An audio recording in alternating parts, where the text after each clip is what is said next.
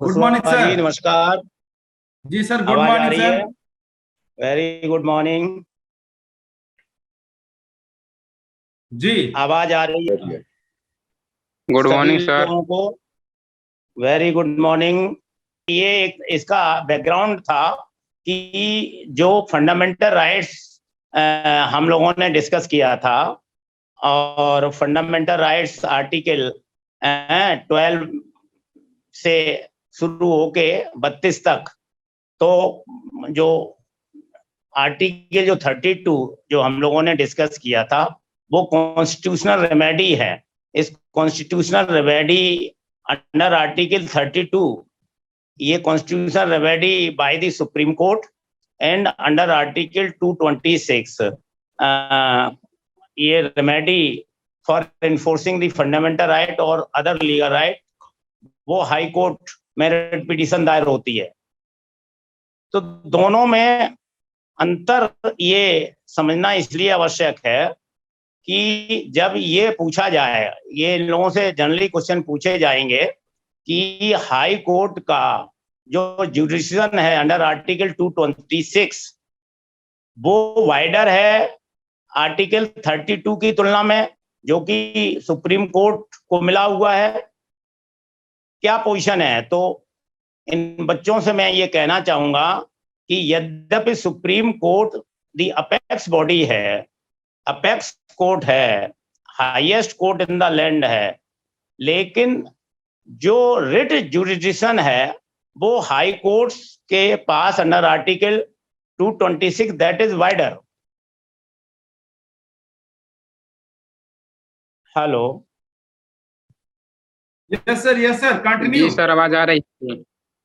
हाँ, तो ये जो मैं डिस्कस कर रहा था कि अगर ये क्वेश्चन पूछा जाए कि वेदर हाई कोर्ट्स है wider jurisdiction, wider scope under article 226 or the supreme court under article 32, the answer is high courts have wider scope under article 226 because under article 226 one can file a writ petition not only for the enforcement of the fundamental rights, but also for enforcing the other legal rights also.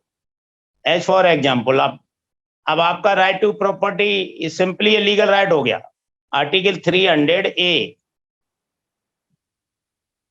Article 300A के तहत वो एक legal right हो गया है।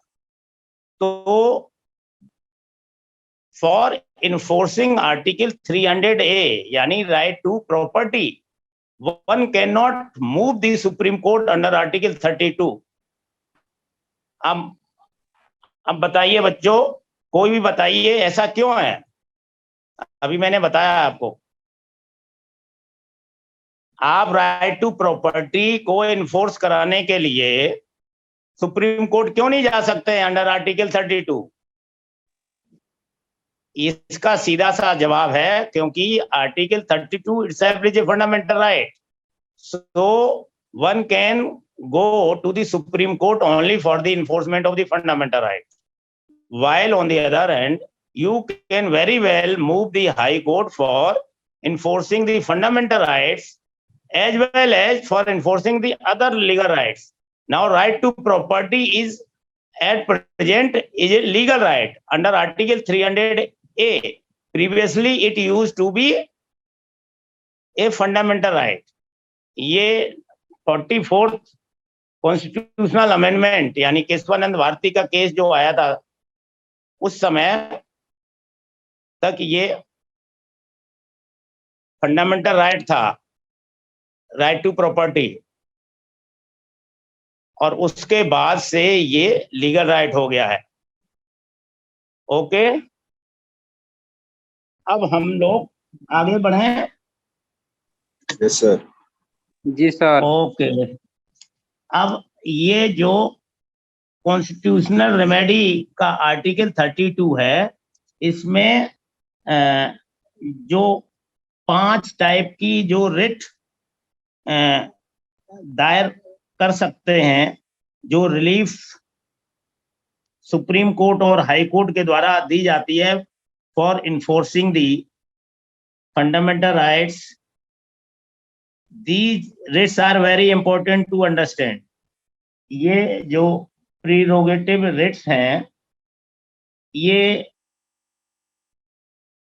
अगर आपसे पूछा जाए कि कॉन्स्टिट्यूशन में ये केवल 5 रिटें दी हुई हैं या क्या टर्मिनोलॉजी है which has been used under article 226, तो आप इसका जवाब ये देंगे कि ये 5 writs under article 226, they are not only 5. High Court and Supreme Court can issue any direction or pass any order or issue writs in the nature of. अब आप सभी लोग ये नोट करिएगा, the word in the nature of which has been used in the Constitution under Article 226 is that is very important.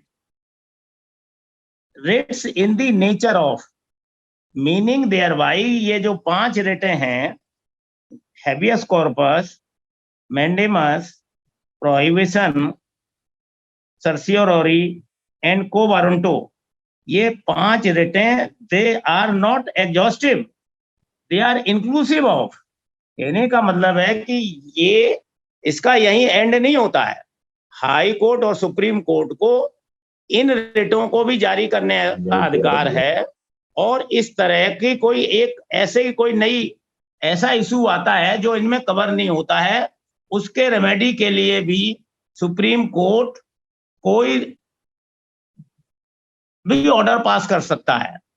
In fact writ जो है ना, ये रोमन वर्ड है जिसका लिटरल मीनिंग होता है कि ऑर्डर और कमांड, जो कि ब्रिटिश कॉन्स्टिट्यूशन से हमको मिला है इस कॉन्स्टिट्यूशन में। तो हम अब डिस्कस करने जा रहे हैं ये 5 जो रिट्स हैं, habeas corpus, mandamus, prohibition, certiorari and quo warranto। ये जो मैं प्रोनाउंस कर रहा हूं, इनको भी आप ध्यान से सुनिएगा। आपको यूट्यूब आज पे ये जो तमाम बच्चे यूट्यूब पे बोलते हैं ना, वो इन शब्दों को गलत बोलते हैं, खासकर सर्सियोररी को। तो ये हैबियस कॉर्पस, हैबियस कॉर्पस का मतलब होता है, इसके लिटरल मीनिंग होते हैं to produce the body of a person before the court. इसका मतलब है कि जब किसी भी व्यक्ति को रॉन्गफुली कन्फाइन कर दिया जाता है, उसका रॉन्गफुल कन्फाइनमेंट होता है, और उस व्यक्ति के पास या उसके परिवार के पास कोई और चारा नहीं होता है, कहीं भी उसको रिलीफ नहीं मिलती है। आप लोगों ने देखा होगा, ये सोसाइटी का बड़ा कटु सत्य है कि गरीब लोगों को despite of all the welfare schemes अभी तक जो चल रही हैं, 75 साल का आप अमृत महोत्सव मनाए हैं या मना रहे हैं, इसके बावजूद भी अभी आप देख रहे हैं कि लोगों को ऐसी ऐसी परिस्थितियां झेलनी पड़ती हैं कि उनकी FIR दर्ज नहीं होती है। उनको गुंडे जो है परेशान करते हैं, आतंकवादी परेशान करते हैं, तो उसको पकड़ के ले जाते हैं। वो फैमिली कहीं भी रोती रहती है, उसको रिलीफ नहीं मिलता है। तो ऐसी परिस्थिति में जब उसके पूरे फंडामेंटल राइट खत्म हो जाते हैं, पूरी फैमिली परेशान होती है, तो उस केस में ये जो 5 रिट्स हैं जिनको कि इन्फोर्स कराने का अधिकार केवल हाई कोर्ट को और सुप्रीम कोर्ट को दिया गया है, तो उसके तहत हैबियस कॉर्पस में जब उस पर्सन को जिसको रॉन्गफुली कन्फाइंड किया हुआ है, जब कोई रिलीफ नहीं मिलती है, तब हाई कोर्ट या सुप्रीम कोर्ट में इस तरह की हैवियस कॉर्पस की रिट डाली जाती है। अब इसमें बहुत इंपॉर्टेंट बात यह है कि उस पर्टिकुलर पर्सन जिसको आपको रिलीज कराना है, जिसके फेवर में हैवियस कॉर्पस की रिट डाली गई है, उसको लोग रॉन्गफुली कन्फाइन किए हुए हैं, किसी ऐसे प्लेस पे आपको नहीं मालूम है, तो वो तो हैवियस कॉर्पस फाइल नहीं कर सकता। तो इसमें इंपॉर्टेंट बात यह है कि this writ of habeas corpus, this can be filed by any person of his or her family जिसको wrongfully confined किया गया है, और कोई ऑर्गेनाइजेशन भी आ सकती है जो पब्लिक स्पिरिटेड ऑर्गेनाइजेशन है, उसके रिलीज कराने के लिए हैवियस कॉर्पस की रिट फाइल कर सकती है। अब ये रिट किसके अगेंस्ट जारी होती है, ये आप देखिए कि ये बहुत इंपॉर्टेंट है कि this writ of habeas corpus is issued against the state as well as against an individual, क्योंकि स्टेट भी उसको रॉन्गफुली कन्फाइन कर सकता है और इंडिविजुअल भी रॉन्गफुली कन्फाइन कर सकता है। तो इनके दोनों के विरुद्ध ये हैवियस कॉर्पस की रिट जारी होती है। जब ये रिट जारी होती है तो इसमें ये बाउंड हो जाता है, अगर स्टेट है या इंडिविजुअल वो बाउंड हो जाता है, क्योंकि हाई कोर्ट ने अगर ये कहा कि I am issuing this habeas corpus, you are directed to produce that particular person before the court, क्योंकि कोर्ट उसको एग्जामिन करता है कि इसका कन्फाइनमेंट लीगल है या नहीं है। अगर कोर्ट पाता है कि उसका कन्फाइनमेंट है वो रॉन्गफुल है, इलीगल है, तो उसको वो क्वेश करता है और उसको रिलीज करता है। ये इसका मतलब हुआ इन ए नटसेल कि हैवियस कॉर्पस में ये स्टेट के अगेंस्ट भी हो सकता है और इंडिविजुअल के अगेंस्ट भी हो सकता है, जिसने किसी पर्सन को रॉन्गफुली कन्फाइन किया है उसको रिलीज कराने के लिए। सर ऑर्गेनाइजेशन को उसको रॉन्गफुली किया जा सकता है सर, किसी भी ऑर्गेनाइजेशन भी, ऑर्गेनाइजेशन को रॉन्गफुली नहीं, ऑर्गेनाइजेशन कोई भी पब्लिक स्पिरिटेड ऑर्गेनाइजेशन भी उस पर्टिकुलर पर्सन को जिसको रॉन्गफुली कन्फाइन किया हुआ है उसको रिलीज कराने के लिए हैवियस कॉर्पस दायर कर सकती है। क्योंकि आपने देखा हुआ तमाम गरीब, ये गरीब लोगों के फैमिली में ही तो होता है, वो व्यक्ति हाई कोर्ट नहीं जा सकता है, तो पब्लिक स्पिरिटेड जो है ना पीपल जाते हैं। पीआईएल का कॉन्सेप्ट हम आगे बताएंगे कि पीआईएल भी इसी नेचर की है। Public interest litigation is entirely different from normal civil litigation. और पब्लिक इंटरेस्ट लिटिगेशन में और ये जितनी भी ये पांचों रिटें हैं, इनमें काफी कुछ समानताएं हैं।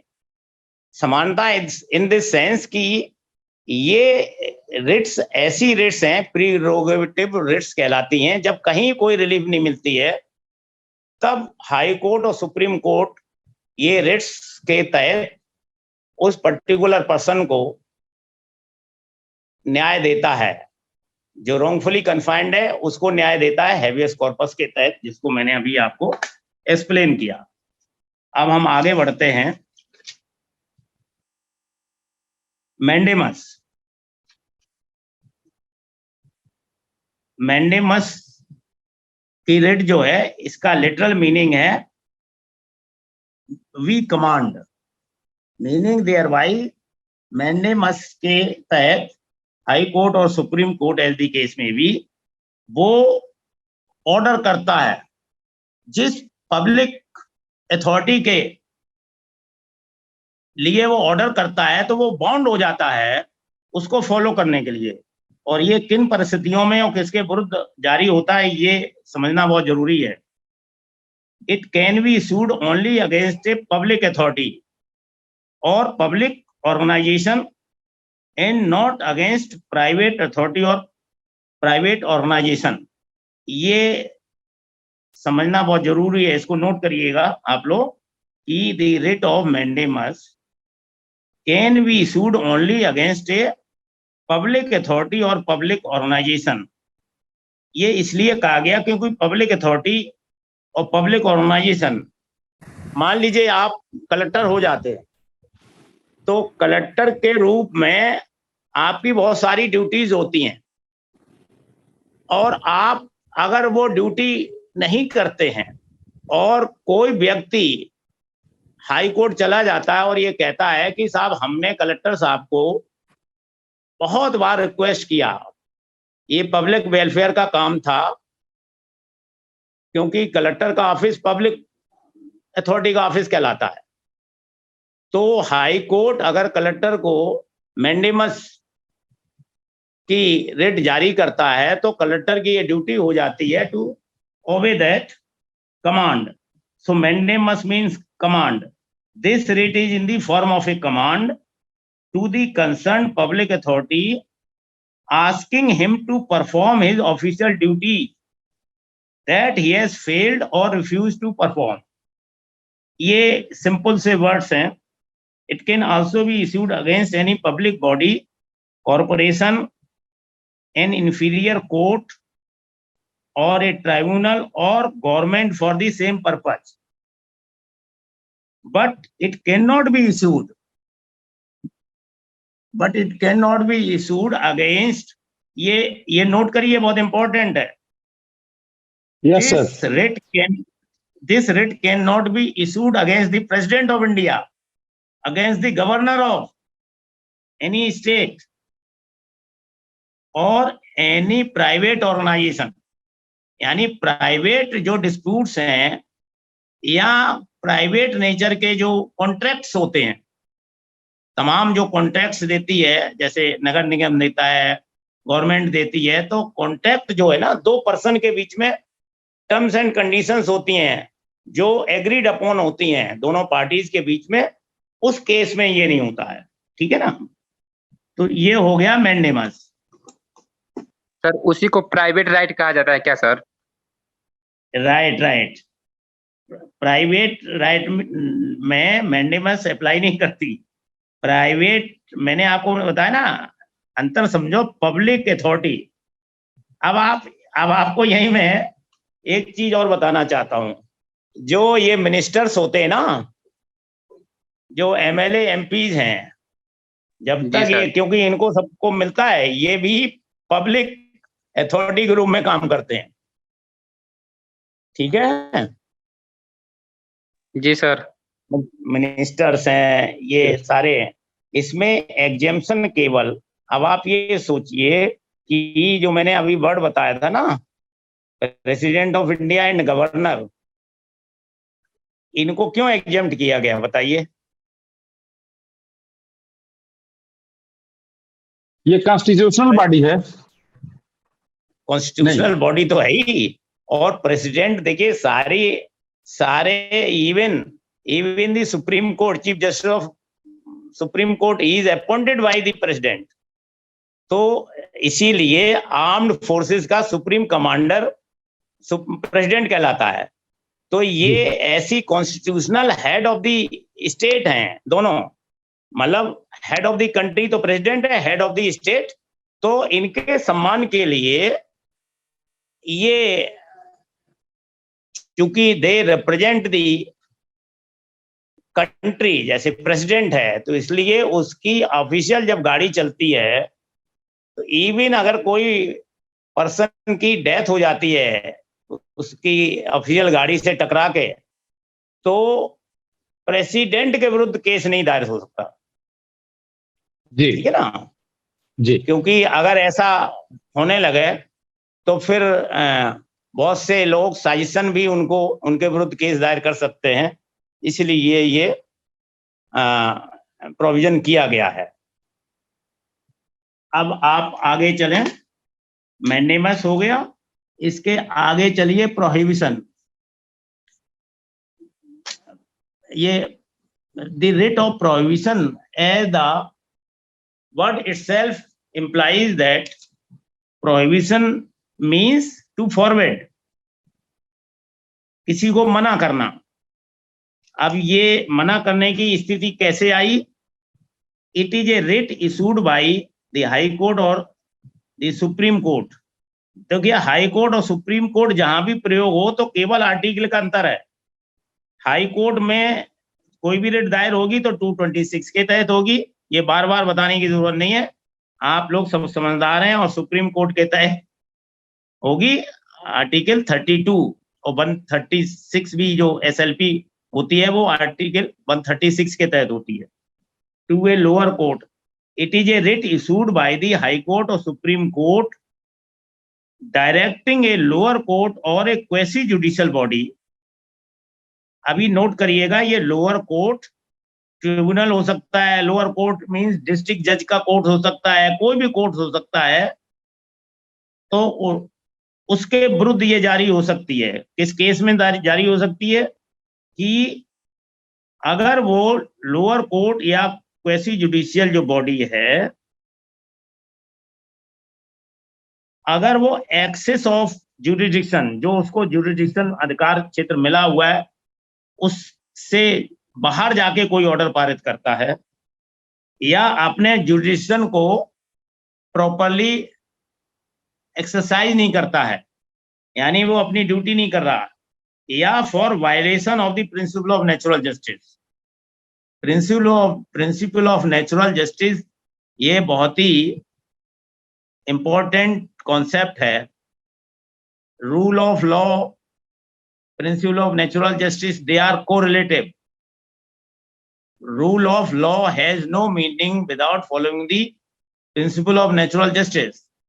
आप लोग इंटरेस्टेड हो गए तो मैं आपको ये प्रिंसिपल ऑफ नेचुरल जस्टिस और जितने भी एडमिनिस्ट्रेटिव लॉज हैं, these are very interesting to learn. तभी आप लोगों को मैं बताऊंगा, क्योंकि ये हमारे बड़े फेवरेट सब्जेक्ट्स हैं। तो अभी हम लोग कंसंट्रेट करते हैं ये प्रोहिबिशन पर। तो it is A prohibitive writ, I the writ is in the form of prohibiting the concerned lower court or a quasi judicial body from proceeding further with the concerned case।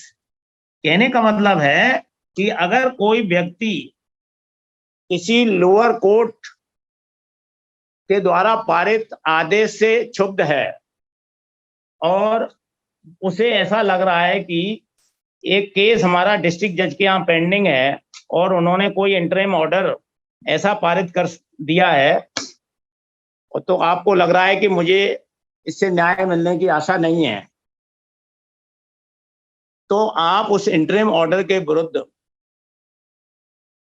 इस prohibition वाली writ को दायर कर सकते हैं high court में। But ये grounds आपको बताएं कि आपको ग्राउंड्स ये प्रूव करने पड़ेंगे कि इनको ये जुरिडिक्शन था, ये इनकी ड्यूटी थी, हमने इसको इन्फोर्स कराने के लिए इनको रिक्वेस्ट किया, लेकिन साहब इन्होंने ये हमें कोई रिलीफ नहीं दी।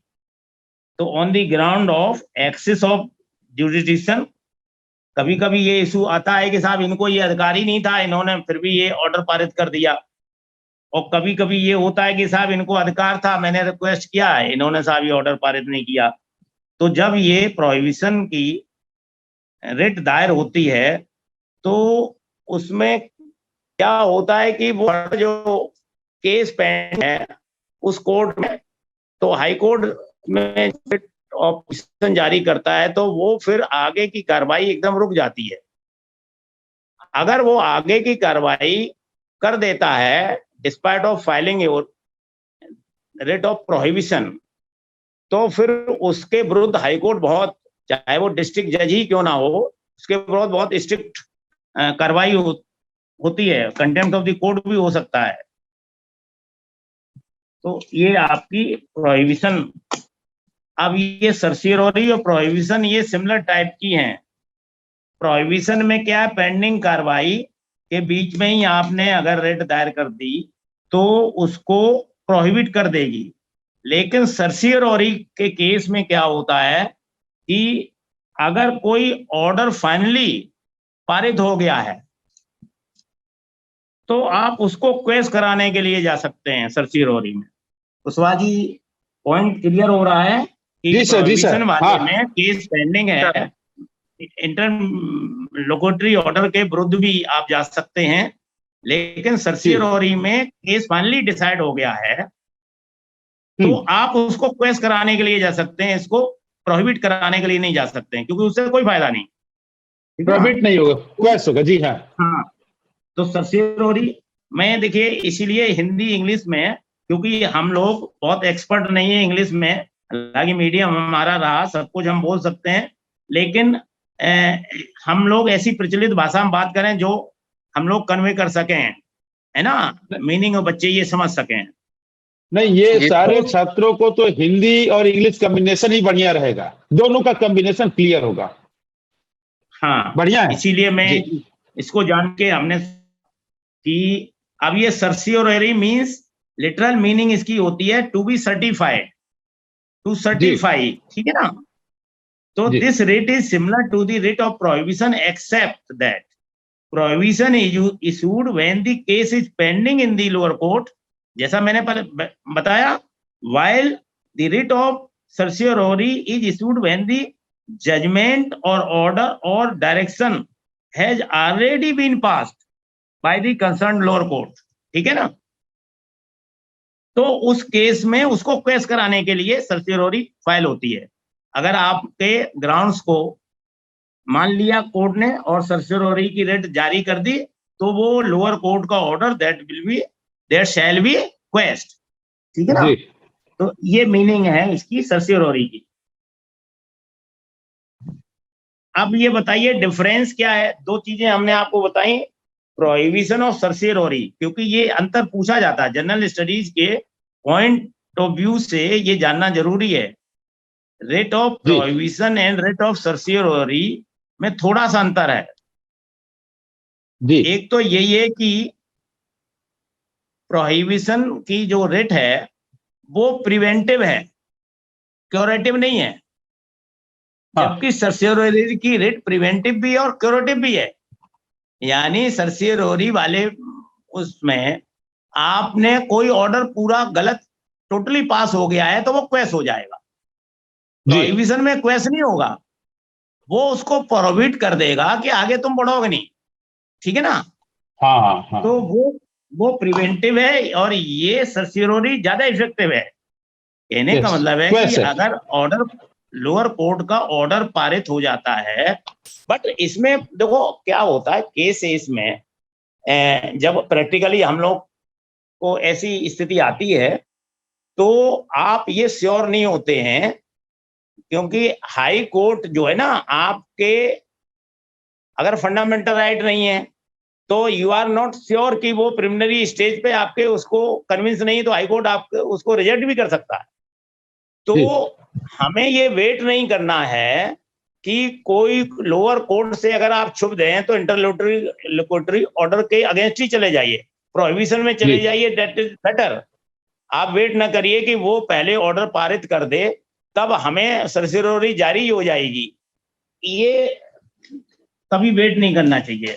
बट ये समझने के लिए, एकेडमिक इंटरेस्ट के लिए है कि अगर ऑर्डर पारित हो जाता है तो क्वेश कराने के लिए सर्सियोरी, और अगर पेंडिंग केस है और आपको लग रहा है कि नीचे का जज गड़बड़ कर रहा है, तो आप प्रोविजन में जाके उसकी कार्रवाई को रुकवा सकते हैं। ठीक है ना? अब जी। यहाँ पे अभी हमने आपको दो शब्द बोले थे, एक जुडिशियल हाँ। और क्वेसी जुडिशियल प्रोसीडिंग्स। ये अब आप नोट करिए, 1991 तक ये जितने भी लोअर कोर्ट्स आदि के द्वारा जो जुडिशियल और क्वेसी जुडिशियल प्रोसीडिंग्स में जो ऑर्डर पारित होते थे, उन्हीं के विरुद्ध ये सर्सियोरी की रिट जारी हो सकती थी। लेकिन over a period of time जब सुप्रीम कोर्ट ने देखा कि पूरी एक ब्रांच एडमिनिस्ट्रेटिव लॉ आ गई है, इसमें जैसे एडीएम, एसडीएम, कलेक्टर, इनको ऐसे एडमिनिस्ट्रेटिव फंक्शंस डिस्चार्ज करने पड़ते हैं जिसमें जुडिशियल भी इनको रोल अदा करना पड़ता है, कभी कभी क्वेसी जुडिशियल भी करना पड़ता है, कभी कभी एडमिनिस्ट्रेटिव ऑर्डर जैसे डिसिप्लिनरी प्रोसीडिंग में वो फैक्टर अलग हो जाता है। तमाम एडमिनिस्ट्रेटिव ऑर्डर्स होते हैं, कंट्रोल ऑर्डर्स होते हैं, एसेंशियल कम्युनिटीज एक्ट एटसेट्रा में जो कलेक्टर को पारित करने पड़ते हैं। अगर वो एडमिनिस्ट्रेटिव ऑर्डर से क्षुब्ध अगर कोई होता है तो सुप्रीम कोर्ट ने इसमें 1991 से ये कहा कि the writ of certiorari can also be issued not only in the judicial proceedings and quasi judicial but also in the administrative proceedings also. ठीक है, ये बहुत इंपॉर्टेंट है। तो एडमिनिस्ट्रेटिव प्रोसीडिंग्स भी इसके अंदर कवर हो गई हैं, बट फ्रॉम द ईयर 1991। ठीक है ना जी। तो अब ये एडमिनिस्ट्रेटिव जुडिशियल क्वेसी जुडिशियल हो गई हैं। अब आपके दिमाग में ये आना चाहिए कि फिर लेजिस्लेटिव बॉडी के विरुद्ध क्या हो सकती है ये सर्सियोरी की रिट जारी। The answer is no. जी। This writ is not available against the legislative bodies and against the private individuals or bodies also। तो जी। अब ये डिस्टिंक्शन समझ लो कि लेजिस्लेटिव बॉडीज के विरुद्ध नहीं हो सकती है रिट ऑफ सर्सियोरी, प्राइवेट इंडिविजुअल्स के विरुद्ध नहीं हो सकती है, कॉन्ट्रैक्ट आदि के मैटर इससे कवर नहीं होते हैं। तो कवर क्या होते हैं कि ऐसी बॉडीज जो जुडिशियल, क्वेसी जुडिशियल और एडमिनिस्ट्रेटिव ऑर्डर पारित करते हैं, यानी पब्लिक अथॉरिटीज के द्वारा ये सारी चीजें होती हैं। तो पब्लिक अथॉरिटीज को अपनी सीमा के तहत लीगल काम करने के लिए, इन्फोर्स कराने के लिए ये रिट सर्सियोरी जारी होती है। जी। अब 5वीं रिट है को वारंटो। ये बहुत इंपॉर्टेंट है। ये इसमें हम लोग चाहे कितने बड़े पद पे बने रहे, आपकी प्रॉपर्टी कहीं है, आप आंध्रा में हैं, आप सर 1 मिनट से कम टाइम बाकी है। बढ़िया सेशन चला, अभी फिनिश होगा तो फिर नई लिंक पे ज्वाइन करेंगे। इसको हम 1 मिनट में खत्म कर दे रहे हैं। को वारंटो, हाँ, खत्म कीजिए फिर। जी हाँ हाँ, फिर ज्वाइन। को वारंटो में ये है कि इसमें क्या होता है कि this writ is issued to call upon the holder of a public office to show to the court under what authority you are holding that office। यानी बहुत से लोग क्या होते हैं, पब्लिक ऑफिस को जबरदस्ती गुंडागर्दी से होल्ड कर लेते हैं। तो ऐसे लोगों के लिए ये हाई कोर्ट और सुप्रीम कोर्ट को वारंटो जारी करती है और ये पूछती है कि आप किस अथॉरिटी से इस पब्लिक ऑफिस पे कब्जा किए हुए हैं, तो बताइए। The purpose of the writ is to prevent a person from holding an office which he is not legally entitled